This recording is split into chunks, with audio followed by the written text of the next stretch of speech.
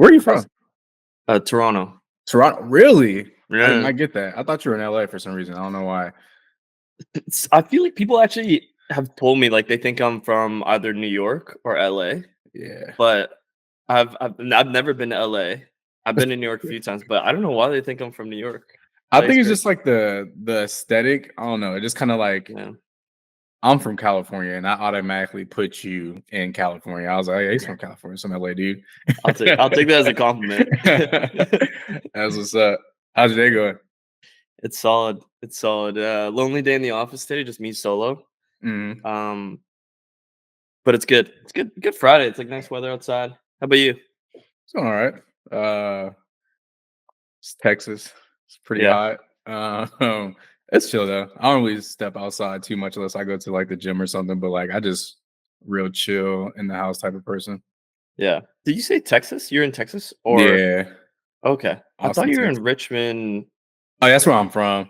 I Oh, need to. okay. So I actually learned that I probably should take that out of my bio because a lot of people still assume that I'm in California, Yeah. even companies, and it's Mhm. kind of messed up some things. So like as of late last month, I changed it finally because I'm like everyone still Oh, thinks I'm okay. in California. No, I'm in Texas. Gotcha. I've been in Texas for like 3 years. 3 years and you had Richmond for all those 3 years? Wow.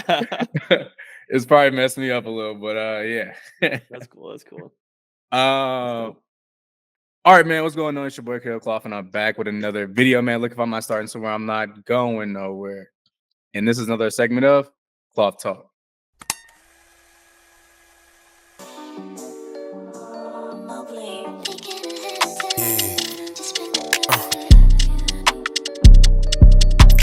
Now, again, Kloth Talk is just when I'm grabbing the article titles from Hypebeast, Complex, and it's all talk about sneakers, fashion, all that jazz that I love. And I bring people on here who have those same passions as well. And I just want to go ahead and turn it over to our guest here. If you go ahead and just introduce yourself and like who you are, I think there's no better introduction than the person who's actually being on the podcast today. So I'll turn it over to you. What's up, everybody? My name is Dre. I go by Glory Allan. I'm a sewing and DIY fashion creator. I create videos I create educational sewing videos, tutorials, and advice. I also do a little bit of clothing, like some fashion line stuff, not a ton. And yeah, I'm happy to be here. Where did Glory Allan come from? From Dre?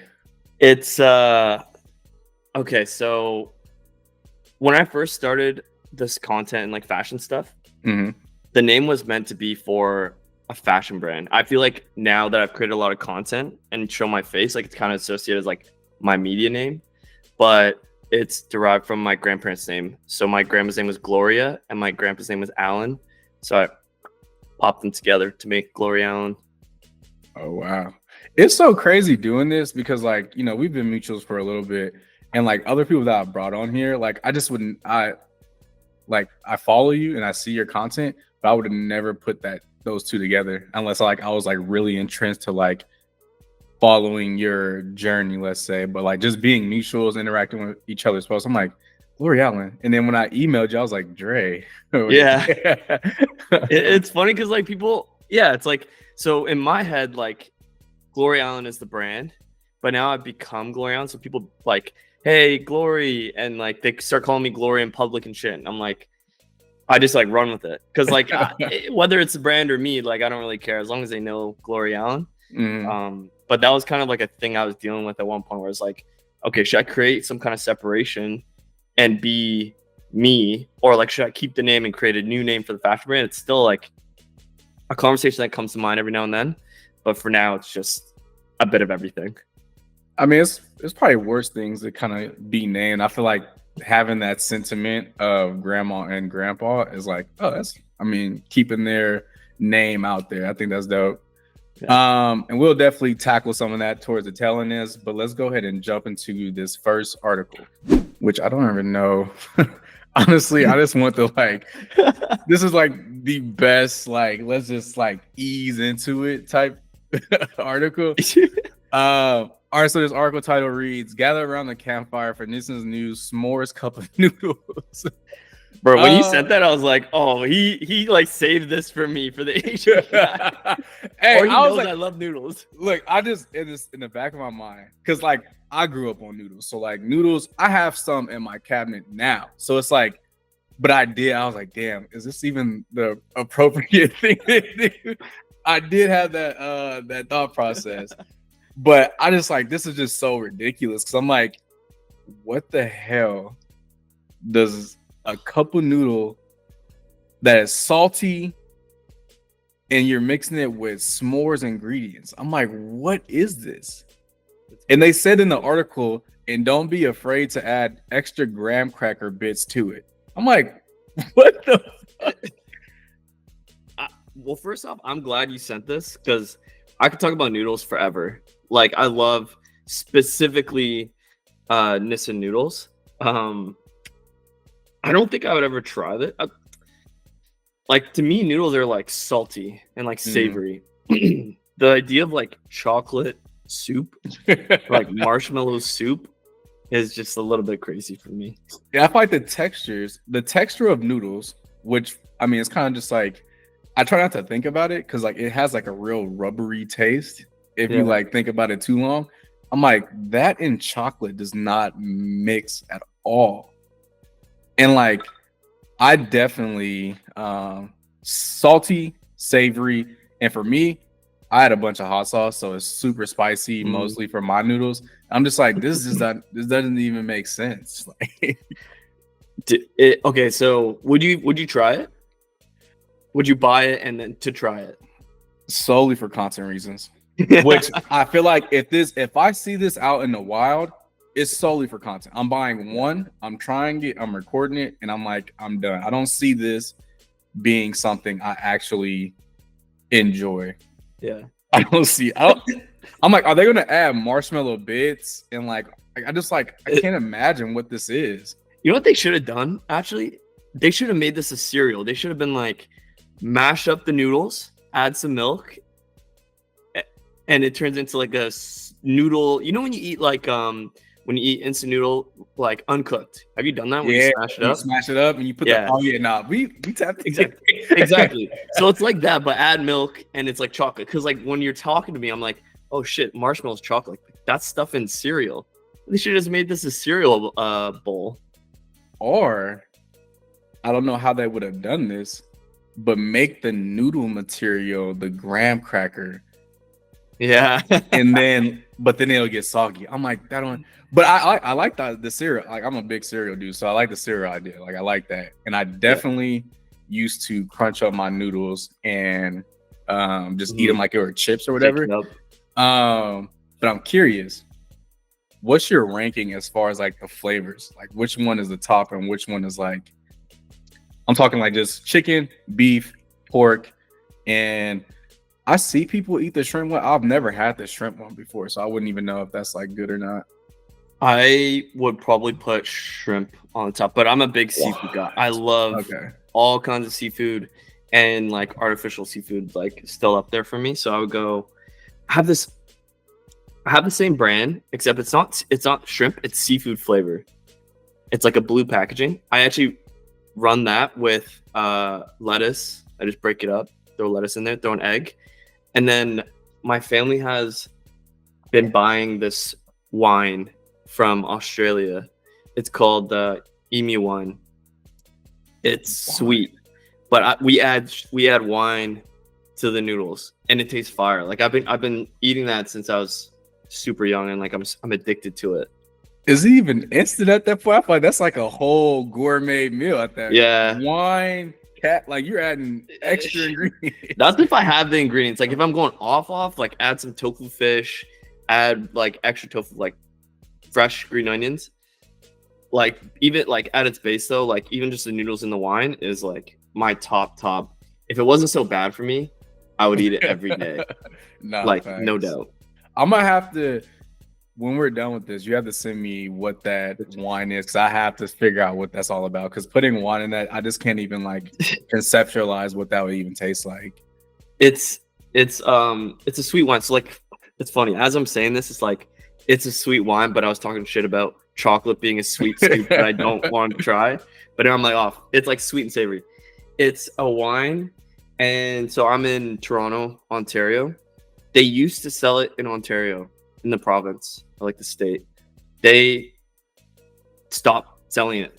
So like now, my dad makes these trips once a year, drives out of province to New Brunswick, to the East Coast, to buy like boxes of them. Oh wow! Bring it back, and share it amongst the family. Nah, it's deep. It's deep at this point. He's doing like a full day trip there, staying overnight, driving back just for this wine. And we almost eat it exclusively with these noodles. Maybe like one or two other dishes like oxtail or something like that, but it's mostly for the noodles. Okay. Yeah, I'm gonna have to get a picture of that. I gotta figure out what's going on with that. I'll send that picture. Yeah, what's your ranking? It goes the chicken flavor, Classic. the beef, and then the pork. My go-to ingredient, if I'm just like going a la carte, I'm just going straight from the packaging. The only thing I always keep around is some Tapatio hot sauce, and I just dab it up. Once that color turns a little red, I'm like, all right, it's good now. Tapatio. Yeah, I haven't seen that one. I feel like sriracha is like the go-to for most. Sriracha is like not spicy enough for me. It's like kind of like spicy sweet. Like it's not that hot. Yeah, I used to eat sriracha with my noodles, but like once I found Tapatio and it was like it added that extra kick flavor, I was like, I can't go back. Like I got a cold and I eat the noodles. Oh, it's gone. All right. Well, we'll have to trade then. You send me the Tapatio and I'll send you the emu. All right, bet. I got you. I'll tell you what though, one that's like I just recently tried and I feel like a lot of people are now just getting into it. Ramen or cup of noodles with like birria meat or like birria like taco meat. You ever had birria? Oh, really? No. Oh my god, it's like this beef that's just been like cooking for hours, and like you just take the juice. A lot of places, if they sell birria, they'll usually have like it's called consomme, and you would just like throw that. It's ridiculous. It's like taking a 1-star meal and shooting it all the way up to a 4-star meal. It's ridiculous. Damn, that sounds nice as fuck. I'm almost curious though. This is the last thing I'll say about this. If you're just out and about and you find this, we should try this together. If we stitch a video together. Yo, you know what would be funny is like buy it, but like eat it as a cereal. Like remember the cereal idea?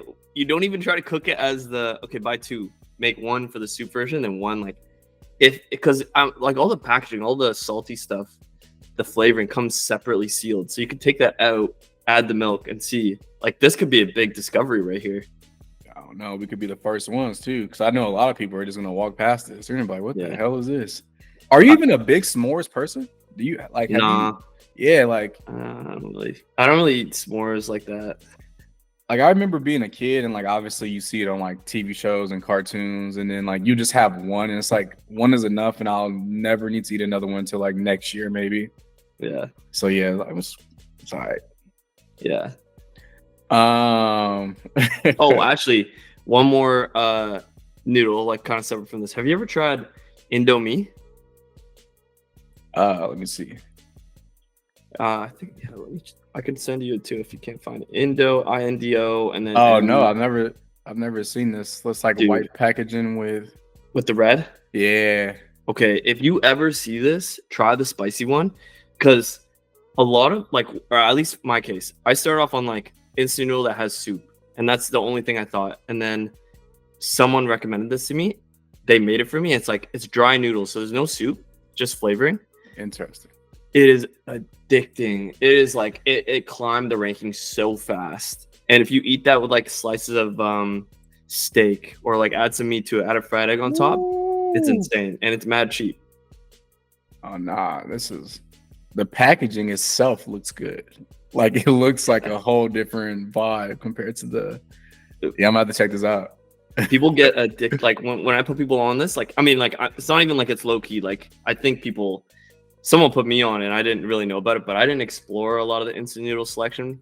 But once you try this, like you're gonna keep buying it. Like it's crazy. It's probably so bad for you. I mean, really, that's like the type of thing, like, you know, you get paid and like, you know, you spend the money, you can pay your bills, electricity, Wi-Fi, and you're like, damn, I just I just need a little something to hold me over. Yeah. Like that's what noodles are. Like I used to eat these a lot when I was a kid, and now they're just like a filler meal. If I'm like, I don't want to spend money on going to get something to eat, and I don't have anything to cook, and I always keep a stock of noodles. Yeah. I mean, it's just noodles is what it is. It's reliable. Exactly. It's a filler meal, or like you know what you get every time too. Like you know what you're getting. Like if you eating this, you know what you're getting. doesn't spoil. You know, it just stays in the closet for as long as you want. Honestly, for me, it's a treat. Like when I have this, I'm like treating myself. Nah, I respect that. I respect that. Yeah. But let's jump into the next article. All right, so this article title that's it. I read the word reveal. All right, so this article title reads STÜSSY reveals his Nike LD 1000 collab. Before we actually get into this shoe in particular, what shoes are you currently gravitating to? Like what's like in your closet right now? That's a good question. So I was like, I'm down to get on this interview, but I'm not a huge like sneakerhead by any means. So I was like, okay, the Instant Noodle was a bit of a save for me as an article. My go-to shoe right now is like, it's gonna be different. It's like summertime's tough. My favorite in the rotation is like cowboy boots. Okay. I have like 2 pairs of cowboy boots that I rock all the time. Wallabies. I like Wallabies a lot. For like day-to-day sneakers, just like All Stars, Club C's, Crocs. For convenience. So like the staples are like the beginners for a lot of people when they're like getting into sneakers. Club C's honestly are slept on. Yeah. Club C's are pretty good shoes, and I wish Reebok would start giving more creators access to take those shoes to the next level because they are comfortable. It's a classic silhouette, and like just like the blocking on the shoe itself, there's so much that can be done with it. And I feel like they don't have many collabs with the Club C. They had Jown, but like Jown sucks, dude. I'm sorry. Yeah. I feel like I prefer Club C's over Air Force Ones, which might be a hot take, but it's like the sole of the Air Force One is so big for me that I just like don't love it as much. Like the Club C, I'm more grounded. And then just the shape of the shoe just like fits my style more. Mm-hmm. Yeah. So what do you think of these? How do you feel about, I mean, you're not a big sneaker guy, but like, would this be a shoe that you would like, oh, that's actually not bad? This would be a shoe. This would be me like taking a gamble on something and being like, all right, let's see how I could style this, because I usually don't have like a soft upper. Like I'm usually more like solid leather. I guess like Clarks are kind of soft, but like then I go into like the shape. So like these are very athletic looking for me versus like Wallabies, like blocky, big sole. I guess that kind of contradicts the Air Force One thing, but I know that's what I'm getting with my Air Force Ones, and they have a specific purpose. But I would love to try to style these. I like the white and blue, the baby blue better. Yeah, what's your take? I like them. I feel like there's this era of reimagining and reintroducing old sneakers. A sneaker from this year that I really liked a lot was like the Bodie Nikes that they did, because it was a the Astro Grabbers like haven't been reimagined or haven't been revisited since they kind of like put them away back in like the 70s or the 80s, I believe. So like it's dope when it's like, one, Bodie's a brand that like I like everything Bodie does just because of how unique and different their cuts are and what they do. So it was like, one, it's a brand I already like, but then also they're bringing back a shoe like no one has seen for a while. So it's like I'm really liking a lot of these brands kind of digging into the archive and trying to bring something new, because for so long it was just like Jordan 1, Adidas Samba, and I get burnt out on shoes a lot. I really like, so I felt you when you said like you didn't really like do sneakers because for a while I was just boots. Like I have a lot of boots. I have like some penny loafers and like just loafers. Like, and for a while I was kind of just off sneakers because I feel like they're kind of just like so stagnant with what was going on. But now I feel like people are really ramping it up with like different sneakers, reimagining old sneakers, or just like different silhouettes, which like I'm really getting back into sneakers now. But these are dope. I like them. I don't think I would actually buy these though. Like if they were gifted to me, I'd be like, yeah, these are dope. But like, yeah, I don't see myself going out of the way to pay resale or even retail. I think these were like retail 110 it said, which that's not bad for a Nike Stussy collapse shoe. Yeah. I just don't care enough to like buy them. Let's say that. Yeah. What would like the resale value be? It would just depend on how fast they sold out. I feel like this wasn't like I didn't see these on many mood board pages. So the green pair currently on Stussy is the only pair that's sold out. The blue pair only has 2 sizes left. So they went pretty quick for it only being out for 20 minutes. So they'll probably resell for like $220. They probably won't make much off of these just because like I don't think it was a highly desirable sneaker. But moving and transitioning from the sneaker, do you rock Stussy? Is this a brand that you visited as far as like clothing, or do you typically make your own clothes? I back the brand. I do like their stuff. I don't buy their stuff. I feel like I actually don't buy too many like brand too many hype brands. A lot of the stuff I've been wearing is like thrifted stuff or my own stuff because like it's just so expensive and like X. This is like so funny because I could sew what I could buy for less, but sometimes you don't have the time or the material, so like I'll buy it. But thrifting's just been so sick. Like you find some gems that you just know can't be out there. Like no one else is gonna have this, and like this vest, for example, this knitted vest, it's got a zipper in the middle. Even if I wanted to buy a certain brand, I don't know who would have it. It's like my style right now is like these vintage clothes, which I feel like brands aren't putting out. Like their style just isn't the same. But yeah, I do have like 1 or 2 Stussy things maybe, but like nothing major. Like stuff that I bought, you know, when Stussy was in Urban Outfitters, like in 2011, 2010, that's when I had like a few Stussy things, but I haven't really been in it too much. So I know this is kind of like dipping into talking about things that we're going to talk about later, but like, what would you say like 3 great tips are for thrifting? Like when you go thrifting, what are like the 3 things you keep in mind? 3 things that I keep in mind.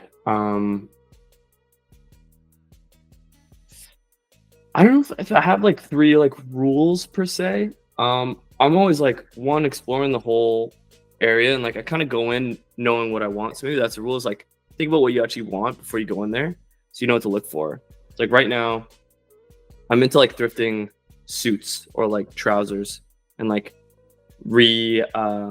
working them to like be a little bit like buying 2 sizes up and then adding pleats so they're nice and big, or like taking old suits because like the old suits, some of the material or like the prints on the suit are just crazy, or like they have like crazy design details that I just don't see even available on the market. But knowing what you're going to want before going in there is going to help. Exploring the whole store, like even the women's section, sometimes like you'll find a knitted vest or a knitted sweater that's like, oh, if I saw this in the men's section, I would have copped it and not thought twice. But people think like, oh, there's probably nothing in the women's section, so they don't even check. Dude, slept on for sure. 3rd piece, really inspect what you're buying, because like there are some things that you just can't fix, and like stains and stuff. If you can't like sew a patch over and cover it up, it's just like you're not gonna love it if it's like too dirty. You know what I mean? Yeah. So I actually saw that video, which I thought was really dope. You had like some brown pants. and I think like the needle had broke the something, but like you were able to fix it, and then like you added the pleats to the pants and they fit. I was like, wow.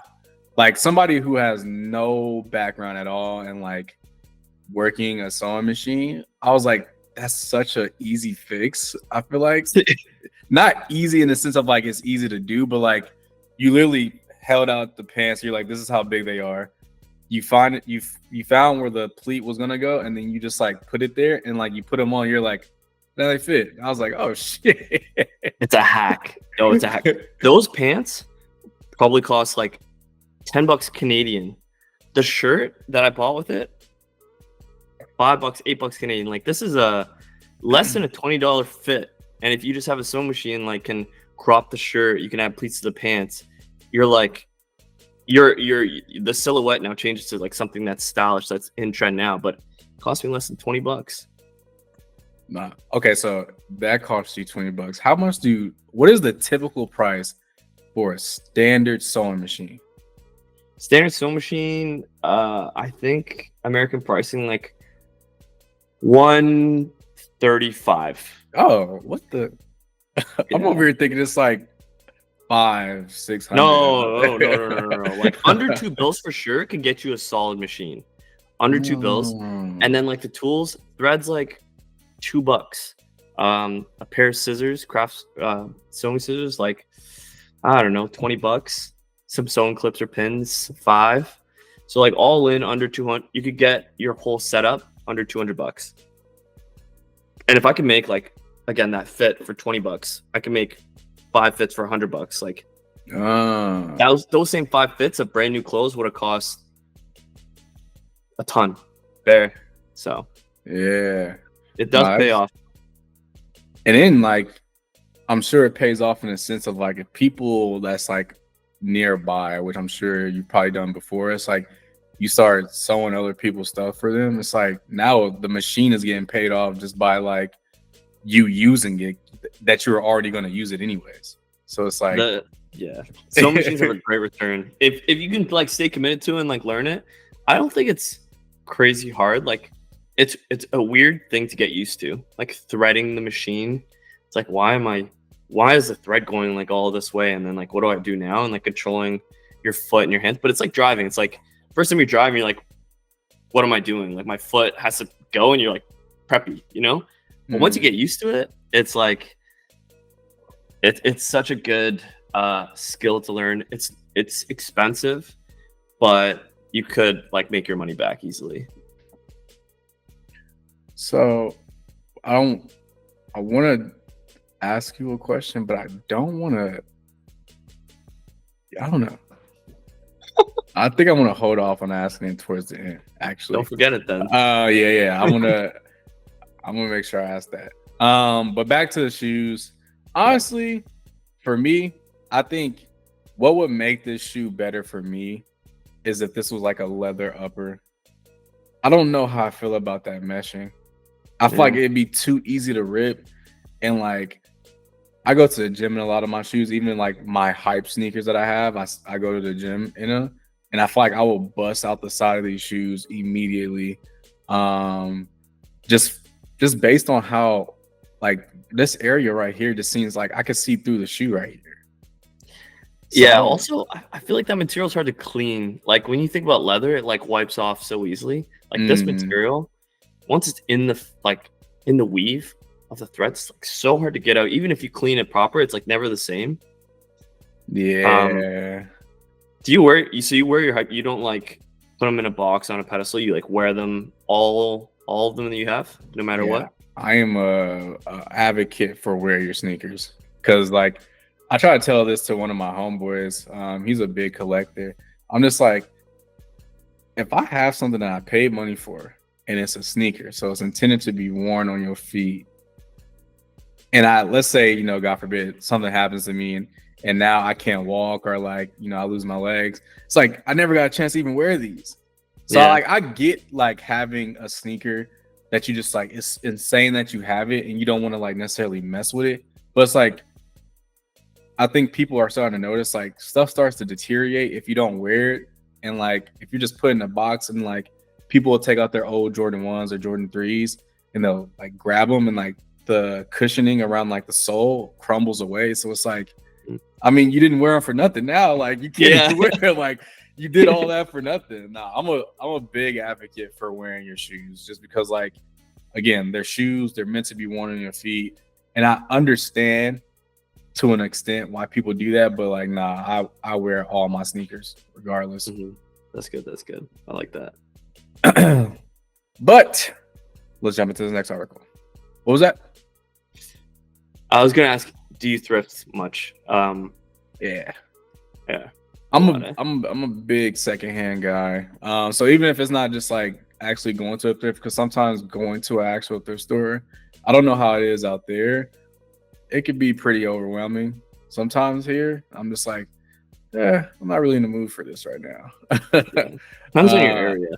Yeah, definitely heavily. Because when I used to live in Arizona, and thrifting Arizona, people didn't really thrift in that area. So like I would go in, I'll be like only 2 people in the store. Like I have the whole store to myself. Like I'm good. Like, but in Texas, you go to a thrift store here, it's like, bro, you're like 1 of 50. It's like I'm not really gonna find anything. Yeah. So yeah, I definitely one thrift, but also just buy secondhand just because I feel like I just love bartering. Yeah. I love bartering. I'm like, I don't want to pay for things full price, bro. I want to get it a little deal. And unfortunately, it's another sneaker one. a Tekken 8 Nike Air Foamposite 1 is coming. Jesus Christ, words are hard. Anyways, Foamposite. Are you much of a gamer at all? No, but I grew up playing Tekken, so like this is another one. I was like, oh, thank you for sending this. Like this is somewhat relatable, you know? Nah, it's I've talked about how I feel like Foamposites for a while kind of just fell off. I think it was just like it was a silhouette of shoe that wasn't really popular anymore. I mean, when you're rivaling against like, you know, the Stan Smiths and like the Jordan 1s and like, you know, a slimmer shoe, this shoe can get really bulky. But I'm glad that they're finally coming back because like they're basically indestructible. Like that's like one of like the main points for Foamposites. Like they're indestructible shoes. But also like they used to do dope designs because like this whole side panel of the shoe is like a blank canvas waiting for, you know, whether it be like whatever this you know, this is, and like they've just had so many different crazy colorways. But I've never really played Tekken. I'm more of a Street Fighter dude. So interesting. Street Fighter just seemed like, it's gonna sound crazy because like these games aren't real, but Street Fighter just seemed more realistic. True. Street Fighter just seemed more realistic. Tekken was just like, you know, you got like demons and like, you know, just like a bunch of crazy stuff going on in Tekken. I'm a Tekken guy. Like I played Street Fighter a few times. I feel like Tekken actually looked more real, like the graphics, even like from their first. Like I think I played up to like Tekken 3. I didn't know they went up to 8, but I feel like the graphics back then when I was playing both at the same time, I was like, oh, Tekken's so much more real. Versus like Street Fighter was like you're throwing fire and stuff, and like the characters are just different. So would you say like Tekken was like the only games that you played? Like it was like Tekken and that's it, Street Fighter? No, let's see. This is like PS1, PS2 days. Fire. So this is before Call of Duty came out, like Modern Warfare 2. I think it was like Tekken. I had like Gran Turismo, but I got bored of that pretty quick because it's just like tracks. I ended up getting, you remember those like demo discs where it's like it's like a game pack, you get like 5 games. I had like a Need for Speed on that one, which I really liked. A little bit of like NHL 99, like way back. Okay. I did not expect that. Yeah, I know. And then just like random fun little games like Ape Escape, Spyro, you know? Fire. Yeah. How about you? Dude, I wouldn't. classify myself as a gamer, but like when I was younger, the first system that like we officially owned was a PlayStation 2. Oh my god, bro. Like there was this game called Aliens versus Monsters. Bro, I played that game until the disc literally shattered in the PlayStation, bro. Like That's crazy. Jack and Dexter, Ratchet and Clank. Like Yep. I was a heavy gamer. I play games now, but like it's really only when I have free time, and that's not really too often. Which sucks because I do like playing games. But yeah, other than that, like, oh yeah, I can't classify myself as a gamer. I can't. Yeah, I'm definitely not a gamer either. What console would you play now when you have time? Is it PlayStation? I have an Xbox. Xbox? Xbox, or I play on my PC when it was working. I hate this company so much, bro. I swear to God. And I hate that I put two sneaker ones back together. I mean, back to back. So I do want to ask the question: are there any brands that you look to for like inspiration for like how you plan to like make a piece, or like where do you get inspiration when it comes to like if you're starting from scratch and you're trying to make a vest or you're trying to make a pair of pants, or like are there companies where you're like, I like the way that they, you know, their silhouettes, their cuts, their shapes and all that? It's a good question. So I find myself right now is like I'm very content focused. Like I find myself filming more than I am sewing, which wasn't the case before. But as I have like grown my page, it's all about like getting the following, and like I can make products or like sew things slower, but like I still need to be creating like for every piece that I sew, I need to create like 5 pieces of content. So sometimes when I'm looking for brands, like when I'm shooting images for just like, okay, let's just like cover the ground. ALD is like an easy one because they have very clean aesthetic. And that's just me also like trying to understand lighting and posing, like still very beginner on my photography / like video game. For actual like design pieces, one that I always bring up is like engineered garments. Okay. And like I'm really into, I've like done sessions where I'm like trying to figure out like what do I want my brand to look like, what I want the pieces, the style to look like. I gravitate to like pieces that are very you know, like the sewing pattern. So like a t-shirt has like a blueprint of how it's made, and like a sweater has a blueprint. I like brands that take these patterns and like manipulate it and like deviate very much from like the traditional cuts or create new things. So like engineered garments was one that I saw from a long time ago, and I was like, wow, like this sticks out to me because it's more than just like graphics or like certain like design elements. It goes into like the actual construction of it. Sometimes I'll look to like acronym because I feel like they also kind of are along that line. They're a little bit more technical than my own style, but I still like one, like where the brand's all about like product integrity and like the quality, and then the designer or salons. I think he actually went to Ryerson, which is in Toronto, and I think he's also Chinese Jamaican. So there's kind of like a bit of a connection there that I'm like, okay, I want to see what he's doing. This feels like could be me in like 30 years.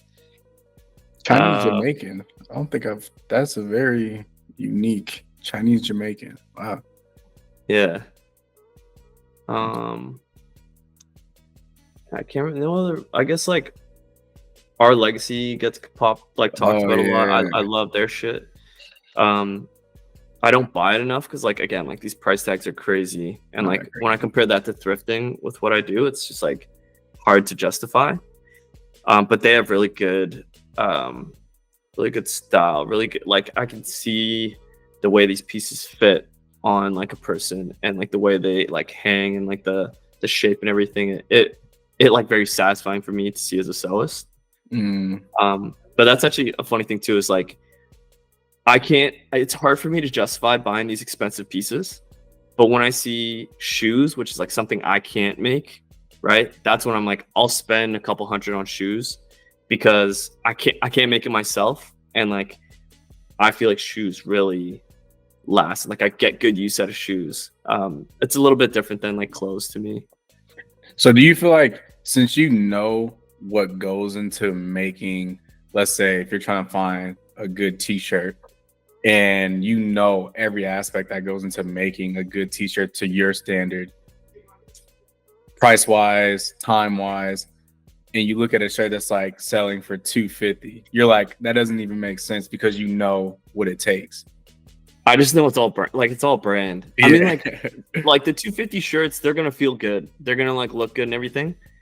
But it's hard. I just like can't even justify 250 for a shirt. Like that's just like wild for me.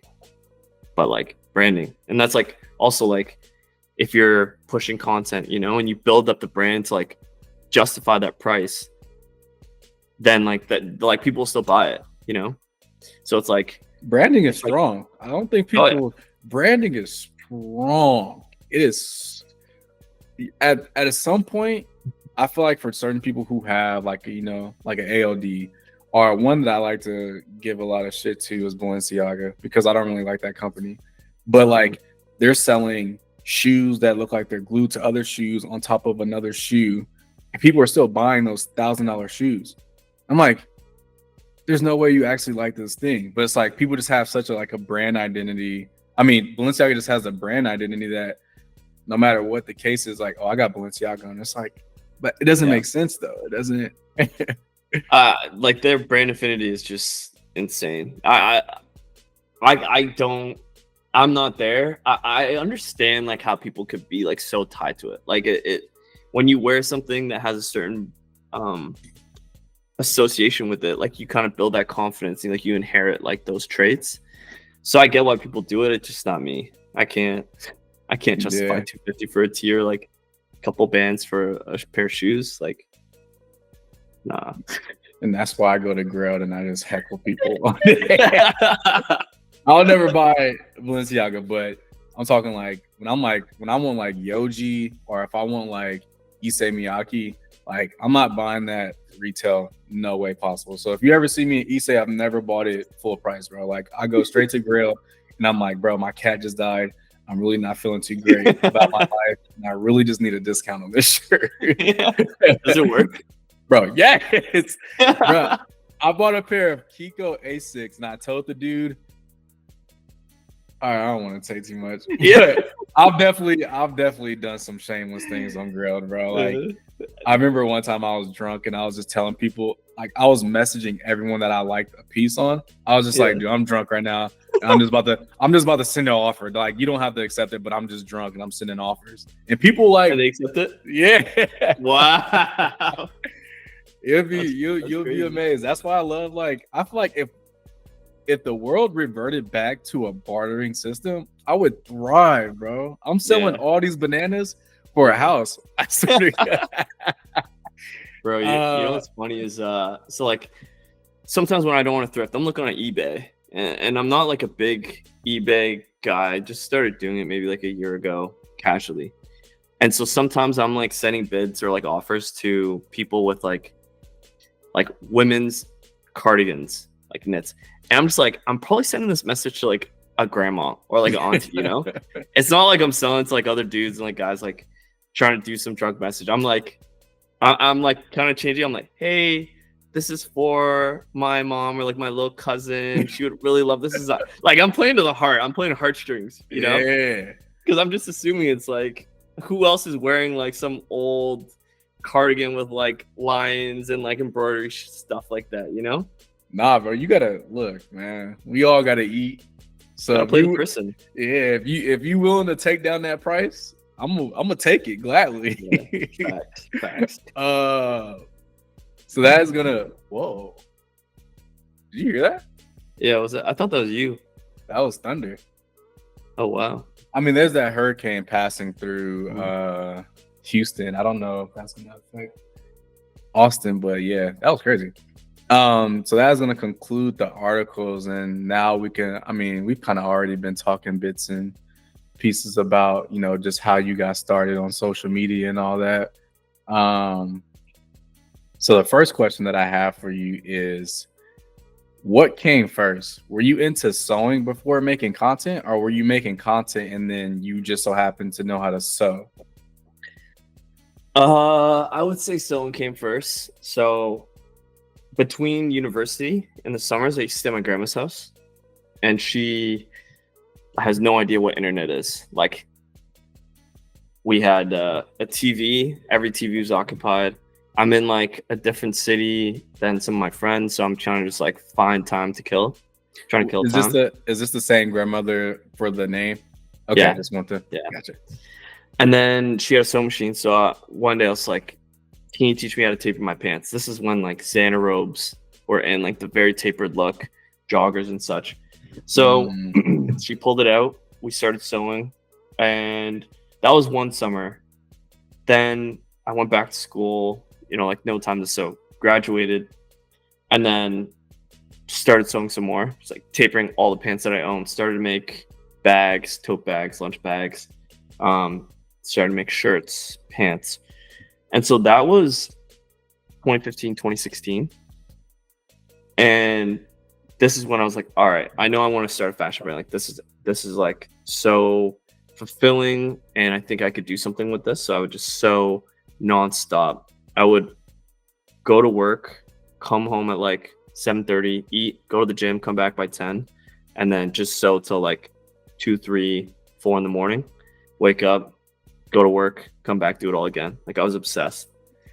And then the content side came in. My first YouTube video was January of 2020. So about like 4 or 5 years later after I started sewing.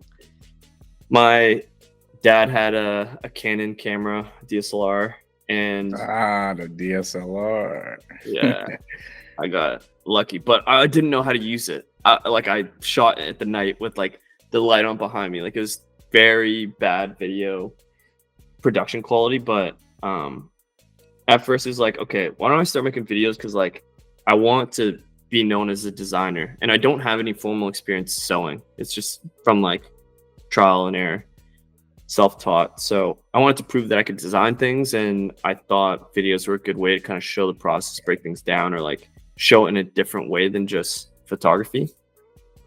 Started making videos there, and then yeah, here we are like 4 years later. Now, did your college experience, is that tied to somewhat to what you're doing now, or was like your degree in something else? My degree was in business. Okay. So it's helpful as a creator or like managing what my fashion brand's going to be. But yeah, no, there's nothing about sewing or photography in business school. Yeah. I mean, you know, you could get a little get a minor, take something else. So now I'm curious, because when I look at your content, because I looked at some of your older videos and I looked at, you know, your current ones, there's obviously like just a significant difference in quality. So like, was that something that you like leaned on to other people, like as far as like who are making content and got advice, or did you just take to YouTube, or like how did you get to the level of quality now versus what it was then? I would say a lot of it is I have a friend that's like into videos, so I would just get him to come shoot with me and teach me what like makes sense lighting wise, or what makes sense like how do I use a camera. I think also when you create so much content, at some point you look at it and you're like, why is this like this? Like, why does this not look the same as this video? And you kind of like self-analyze and see like, oh, it's because the lighting was here instead of here, or it's because the camera was like zoomed in versus far. You kind of like start to pick up on what makes sense for you and what you actually like. There was a time when I was like, okay, I gotta learn how to make videos better besides just like learning after I make. But I never could commit to like doing a curriculum or like learning online, because time is scarce. There's like time, gotta design, gotta shoot videos, gotta edit videos, gotta manage the business. Like it's so little time. But yeah, I think like a lot of my sewing and video skills just from doing and from experience and just like self-taught, just thinking about like how I could be better next time. What do you edit on? Premiere? Premiere. I was on Final Cut. I switched to Premiere a year and a half ago, maybe. Okay. Yeah, I use Premiere, and like I'm telling you, YouTube University, bro. Like university. Like every single like video used to take me, my old videos, which were not even like good even in the slightest. Like those used to take me like 2 days to finish. Yeah. And now it's like I could probably, if I like really lock in, if I do like a sneaker review or if I do like a recent pickup video, like if I really lock in, I could get those down within like 4 hours. If like depending on how many edits are in the video. But like YouTube, man, people think it's harder than that. I'm like, YouTube, like if you got an issue or are you trying to like, how do I fix this? How do I add that? YouTube is where it's at. I find the the most frustrating thing is when you have an issue, you want to Google or YouTube it, but you don't know what the right words are to describe it. You're trying to troubleshoot, and you're like, how does this disappear slowly? Or like, that's like, I don't know. Like, no, I get exactly what you're saying. Not knowing the terms you're supposed to use to find the solution. It's like such a scramble. Bro, and that was me. So for some reason, like if you're in Premiere and let's say you want, like if you make a cut, so if you make, you press C, you make a cut in a on the project and it doesn't highlight it and it only cuts one piece and you're trying to line it up perfectly. I was like, it used to do that on like manually. Like it used to just do that. But I was like, if you just press S, it'll bring it back to like that normal state. But it's like, it took me so long to figure, because I was like on YouTube, I was like, how to select this highlighted section, and like it nothing will pop up because I was not using the right words. Yeah, I hate that. And I think that is a perfect segue into the next question, because I feel like that is the content that garners in so much viewership, because if you can solve a problem for someone or you could teach somebody something, I feel like that is like the content on YouTube that is really soaring. And I definitely want to give you your congratulations. 1 mil, definitely a huge milestone. So how does hitting 1 mil on a video feel? It feels crazy. I feel like I never thought that it would get that big. I mean, when you have like short form videos, like I have some like 1 mil or higher short form videos. So I feel like because of that, this YouTube one feels less significant than I thought it would. But then like when you think about it, like it's so hard to get YouTube views. Like long form is a different game than short form. Way different. Yeah. So I feel really happy about it. It's funny, it's the bucket hat. It is one of the first tutorial videos that I did, but it's like one of my worst. It's like the quality's so bad. My intro, I voiced over it, so it's like I can see my mouth moving and the audio is coming out different. Some people called it out, and I see it every time because I did it. But yeah, I'm like so grateful that people,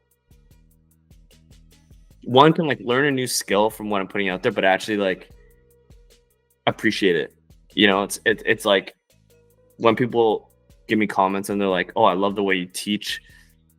It's funny because like I'm learning how to make this stuff, researching it, and then I'm just like kind of regurgitating what I'm learning into like my own way. But like I guess like my natural tone is like a little bit slower, like chilled, and I'm like very detail oriented. Like you have to do exactly this. This is probably what you'll run into. I had this problem too. Now like do this and you'll avoid it.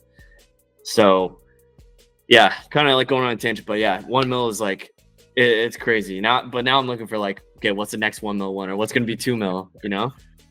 So like, were you watching that pretty closely? Like, was it like moments where like it sporadically jumped and then it kind of like hit like a little stalemate and then like they jumped again? Like, or was that video progressively always just going up? It's pretty progressive. Like, hitting 1 mil's hard. But if you were to start a YouTube channel, or like someone's asking me like, what advice should I have if I'm starting YouTube? If you put out videos that are very SEO oriented, I feel like that's like a good starting point, because then people are coming onto the platform looking, their intent is, I want to learn how to sew a bucket hat. All right, let me search up how to sew a bucket hat. And then they're actually looking for videos like that versus, I don't know what the term or like the label would be, but like other types of videos where it's like you would evaluate based on the thumbnail and the title, but you're not like coming down from eating instant noodles, wanting to go to your computer and looking for, you know, a certain type of video. So SEO really helps. And then it's steady views, but I will say at the beginning when my channel first started, there's a point where I was at probably like 13K subscribers, or maybe 6,000, I think. And my views are like pretty like a couple hundred, maybe 1,000. And then I cross promoted, or like I made a TikTok about bucket hats and like how I made a tutorial. And I was telling people to come check out my YouTube video. And that's when the real growth started. That's like a wave. So like constant views, doing good channel. All of a sudden I make this TikTok, boom, like YouTube views soared, sub count soared. And then it was like higher growth for a bit. And then it plateaus a bit until you drop a new tutorial or make a new TikTok promoting it. So getting familiar with the other platforms and like promoting whatever is your primary account, if it's YouTube or Instagram, there are secondary platforms, or like platforms that you could call secondary that can still get growth there if you could find like ways to communicate the value that they'll get if they go to that other platform. No, that was some real game.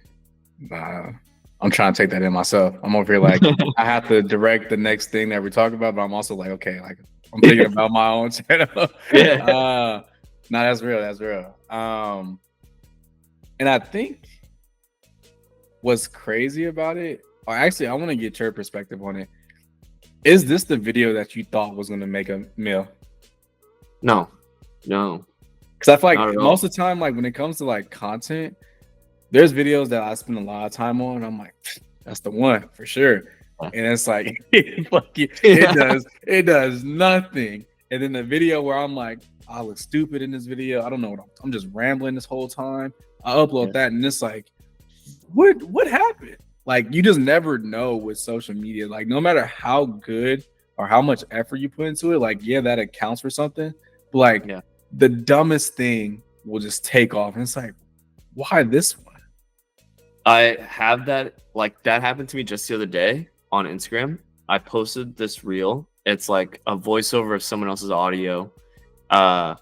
The video is like way too saturated. It's too dark, but bright in some areas. Like I don't even know how to define that with the right terms, but it was just this video doesn't look like the quality I'm used to putting out.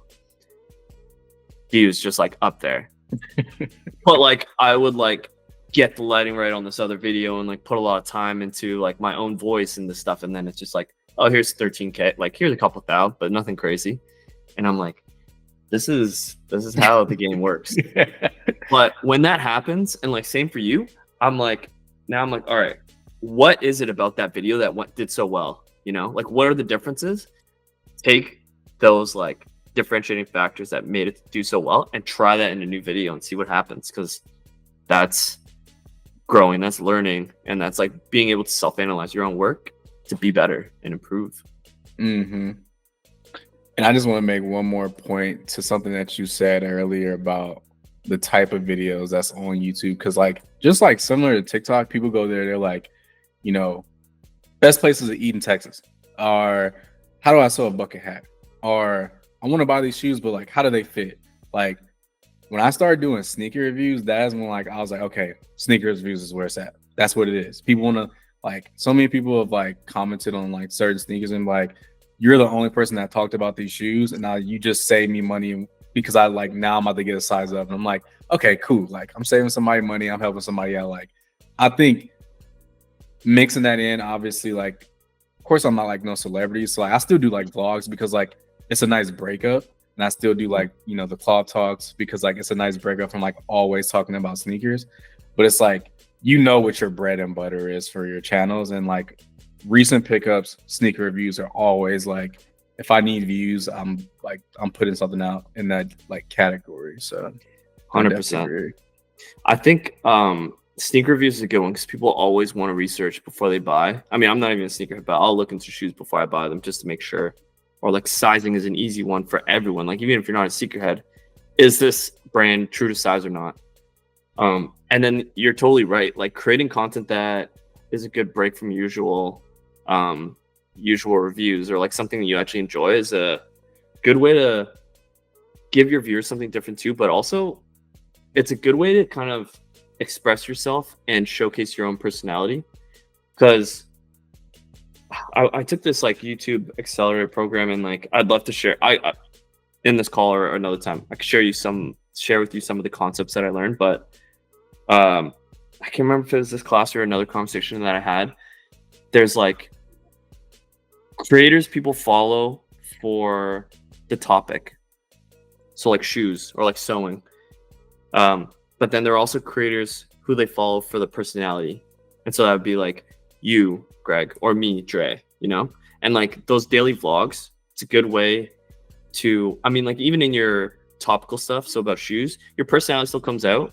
But then, like, you don't show people like the instant noodles you're eating or like the games you're playing when you find out who you are, which is a sell to your audience of like, here's who I am, Greg. And like being, in my opinion, being a personality creator, like people will follow you across all your endeavors across platforms and like follow you in the long term. But once they're off topics, once they're like, I'm not a sneakerhead anymore, I'm done with sneakers, and like, who is Greg to me? Who is creative? Kloth. And then it's like, if you want that long game, if you want to switch from sneakers to like sewing, like people will follow you if they're in that personality bucket. No, I definitely agree. Also, before I move to this next question, can you hear that wind? I heard it for a bit, just like recently. Like, so the thunder sounded like something shifted on your desk. Now it's like a zzz, zzz, zzz. Okay. I think I might. So the next question, I think I'm gonna just mute my mic because like this wind is getting crazy. Like, yeah, it's getting wild. Are you okay out there? Like, is there a warning or anything? Nah, it's not gonna. We're just gonna get high winds and rain. We're not. Austin is so inward from like the sea, so like that's why Houston is like very, like it's close by that border where like the hurricane was moving through, but like we're very out there, so like. Only high winds is the only issue that's gonna happen here. That'd be crazy though. Like my apartment just gets fucking torn off the. Oh, that would be nuts. Well, like mid podcast too. You see me just like fly out the chair. Yeah, Greg, I did hear that one. Oh, all right. So the next question that I have for you is: let's say you're talking to somebody like me. I don't know a single thing about sewing. I don't know where to start. I don't know how to, position my hands. What would you say the 3 necessary steps are if somebody is like, I want to pick up sewing today? Like, where would you direct them? First thing is like I feel like one of the biggest reasons or biggest barriers people don't sew is because it's so expensive. Like a machine is not cheap. If you can borrow a machine, if you know like a family member, a friend who sews, and you can either like borrow their machine or go to their house and try it, that would be like the first thing I would suggest. Just to get a taste of it. The second thing would be do your research, like from an educational side, but also from like an inspiration side. So like on the education side, like are you going to learn by yourself? Are you going to like use YouTube University? If so, like find people that you would actually follow. Because imagine buying it like your whole set of $200 and then you go on YouTube and you're like how to sew, and it's like these videos suck. It's like so slow. It's like I don't even want to sew this. Like, you're gonna drop off, So if you can, yeah, kick me out. You're good. Yeah. Okay. What did it still record though? Like, will it catch my part, or should I reverse a bit? Sorry, you're still muted. I said no. It's still recording. You're good. Okay, cool. So yeah, if the teacher isn't interesting enough or engaging enough, that alone could make you drop off from this, and then you've already spent $200 on your setup. It's like such a waste.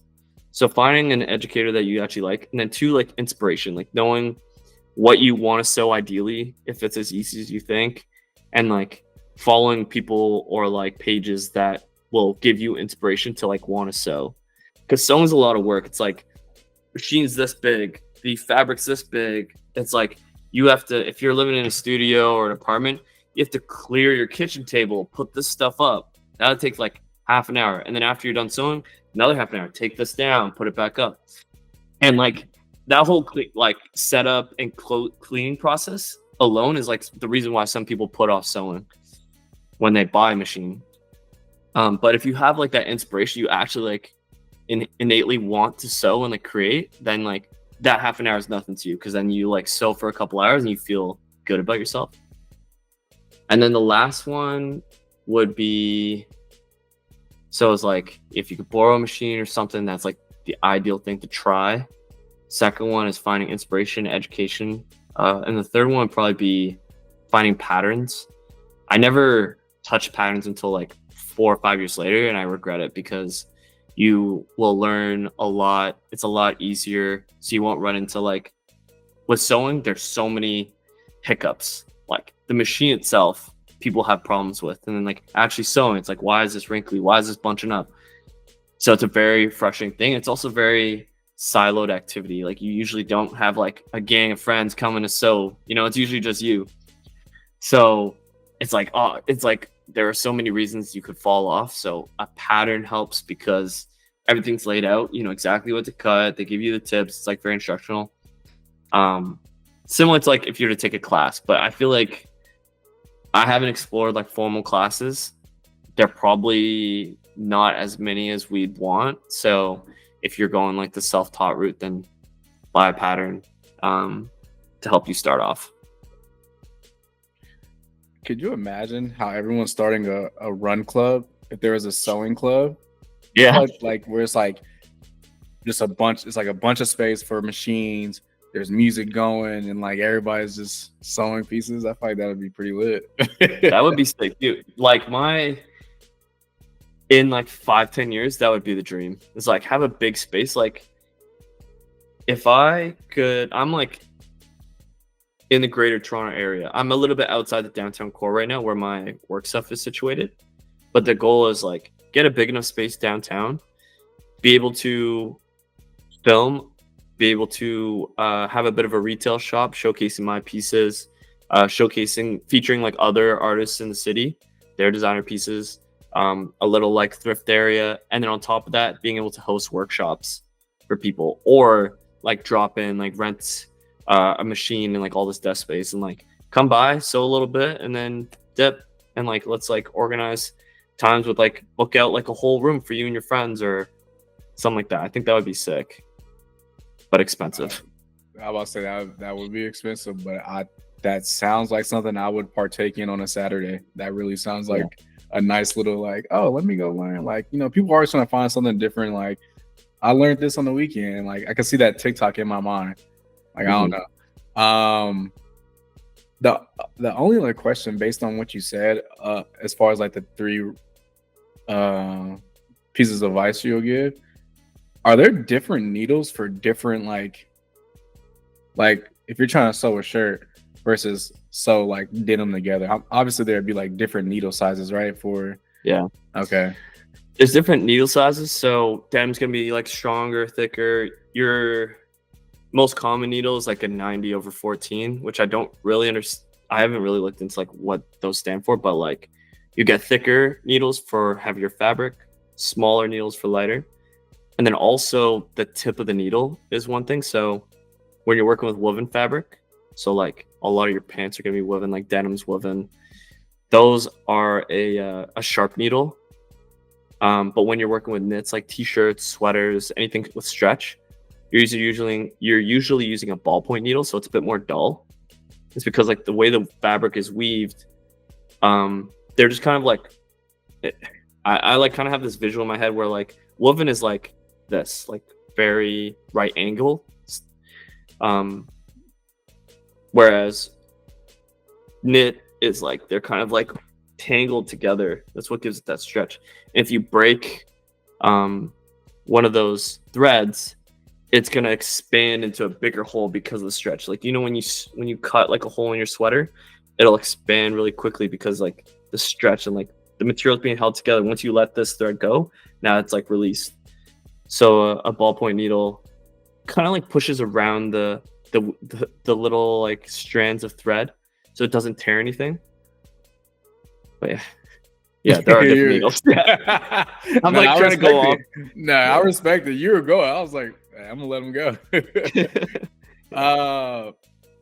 It really just like the last thing to like kind of wrap it up, which you kind of already touched on, but like I know like the 1 million views wasn't the end all say all for you. Like that was just like something along the journey that was gonna happen eventually. So like, what's like the next thing for you? Because I wouldn't necessarily I wouldn't necessarily say I know what's going on in your life. I know you have like partnerships and things going on, but like what's like that next thing that you're kind of like striving to do or striving to get to? I would say like, let's say short term right now, I want to make the craft even more accessible, because like if you don't have a sewing machine, it's hard to want to watch my content because you can't sew something. So I really want to do a hand sewing tutorial so that, I mean, like a needle and thread is like less than $5, like $2. So like that would be a craft that's a lot more accessible. Getting into knitting or crocheting would also be cool. It's like very similar to sewing in like the hand needlework space. But future, I would love to get back on like this fashion line, because this clothing line, because that was the original reason why I started sewing, and it's deviated a lot because of just the nature of my videos and like the topic of sewing, what I end up putting out there. But I want to get back into designing pieces and like collections. I like that. I feel like, yeah, I feel like I don't think people understand like how like, yeah, creating content obviously is not like saying like it was like the most labor tasking job there is, but it's like you have to put like, one, you have to be in a mood. Like you have to be able to be in the mood to create content, because if you're gonna get in the camera, you're gonna smile, you have to be prepared for that. And then also people don't take into account like the outtakes. Like I don't know how many outtakes you have, but I have a lot of outtakes where I'm just like, dude, I'm rambling right now. What am I saying? And I have to restart over. All the like the lights making me hot. I'm sweating now. Like, yeah, it's just like a lot that goes into content. And then like once you're done video, like recording, now you have to edit. Now the edit, depending on what type of video it is, it may take a long time. And like, it's just like, it does become an extraneous thing. And then like trying to have energy to like, oh, now I have to go do something for my brand, or I have to go like, it does become very time consuming. So I definitely understand that, because I've wanted to start my own brand for a long time as well. I kind of put it back between like paid partnerships, continuing to post, but like also have like a job. So it's like my time, my time is always like very sketchy. It's like people who have a 9-to-5, like people who have a 9-to-5 and still can play like the content game and like do all the stuff. Like, how do you have time for yourself? You're probably, that used to be me for sure, but I was doing freelance, so I can kind of like deviate outside of 9-to-5 and whatnot. But even when I was working and I was trying to sew, like I had no time, barely any time to eat right, to like go to the gym proper, have an active, healthy lifestyle. Like, it's tough. Again, I just want to apologize, you guys. It's a lot going on. Y'all, if y'all been on my channel, my PC is crap. But I definitely just want to give you your thanks. I didn't want to end this off, with just like an end screen or me talking. Definitely want to give you, I appreciate you for jumping on here, having a conversation. It's always dope meeting other content creators, especially if we've been mutuals. It's like, oh, like we actually have a conversation. You're actually like who you are, to who you present yourself on social media. That's exactly what I got from like this conversation. So definitely just want to give my thanks for you for jumping on with all my technical problems. No, it was nothing. I also appreciate being on this podcast. Like, this interview was a lot of fun. It was nice to just like, yeah, exactly. I've seen your content.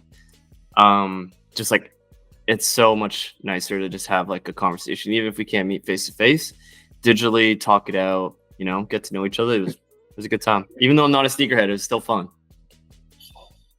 I didn't hear thunder. Yeah. But let's go ahead and close out before it restarts something again. Without further ado, like I always do, I'll catch y'all on the next one. No, that's crazy. Yo. But I love the way you work it. Ay. love the way you work it for